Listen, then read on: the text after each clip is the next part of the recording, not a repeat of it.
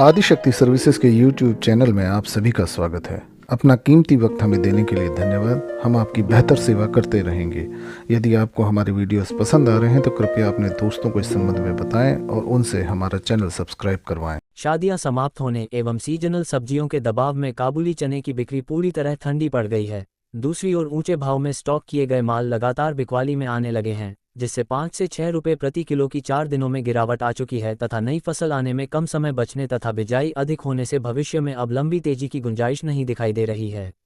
यद्यपि काबुली चने का स्टॉक महाराष्ट्र, मध्य प्रदेश, आंध्र प्रदेश, कर्नाटक किसी भी मंडी में ज्यादा नहीं है तथा पिछले दिनों सरकार द्वारा मटर पर आयात शुल्क समाप्त कर दिए जाने तथा सीजनल सब्जियों के प्रेषण में सभी दलहनों में पूरी तरह मंदे का दलदल बन गया है।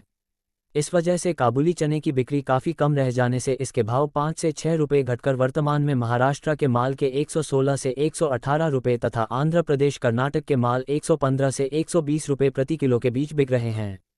इंडियन मैक्सिको 137 से 139 रुपये के बीच बोलने लगे हैं। गौरतलब है कि काबुली चना में फरवरी से अब तक 80% की तेजी आने के बाद ऊपर के भाव से 10 रुपये प्रति किलो की गिरावट आ चुकी है। इन भावों में मुनाफा मिलने पर माल बेचते रहना चाहिए, क्योंकि काबुली चने के ऊंचे भाव होने से एक तरफ बिजाई चौतरफा अधिक हुई है, दूसरी ओर सीजनल सब्जियां आने से मूंग, उड़द, तुवर, मसूर, चना, राजमा, चित्रा आदि सभी प्रमुख दलहनों में मंदे का दलदल बन गया है, जिससे निकट में कोई तेजी की संभावना नहीं है।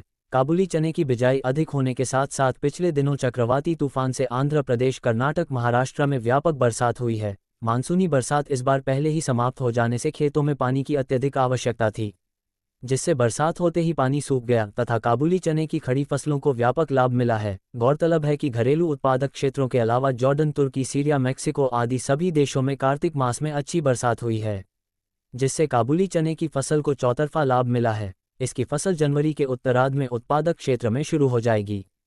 फरवरी में नए माल का प्रेषर चौतरफा मंडियों में आने लगेगा।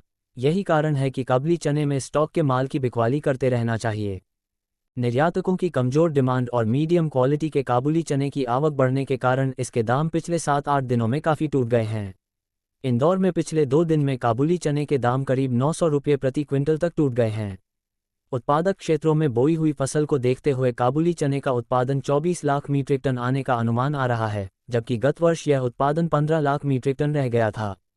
अंतर्राष्ट्रीय बाजारों में भी काबुली चने के भाव सस्ते हो गए हैं, क्योंकि पाश्चात्य देशों में नई फसल आ गई है, जो भारतीय काबुली चने की अपेक्षा सस्ता पड़ने से दूसरे खपत वाले देश वहां से खरीदने लगे हैं। यही कारण है कि हमारा इंदौर भोपाल लाइन से निर्यात भी कम हो गया है। इन सारी परिस्थितियों को देखते हुए वर्तमान भाव के काबुली चने में अब तेजी का व्यापार नहीं करना चाहिए तथा थोड़ा बाजार सुधरने के बाद फिर टूट जाएगा।